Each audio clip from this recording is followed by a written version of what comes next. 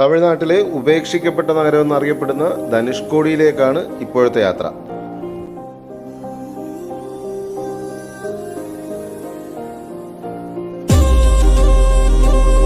പത്ത് കിലോമീറ്ററിലധികം റോഡിന്റെ ഇരുഭാഗത്തും കടലാണ്.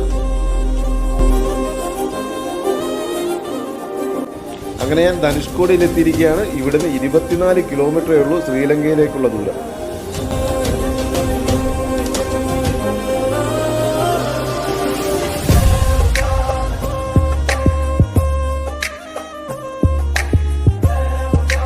ആയിരത്തി 1964 ചുഴലിക്കാറ്റിൽ ഇവിടം ഒന്നാകെ കടലെടുത്തു പോയൊരു പ്രദേശമാണ്. അതിൻ്റെ അവശേഷിപ്പുകളാണ് നിങ്ങൾ ഈ കാണുന്ന പള്ളിയും അന്നത്തെ ആ റെയിൽവേ സ്റ്റേഷനും ഒക്കെ തന്നെ. ഇവിടെ ഇപ്പോൾ ജനവാസം തീരെ ഇല്ല എന്ന് തന്നെ പറയാം.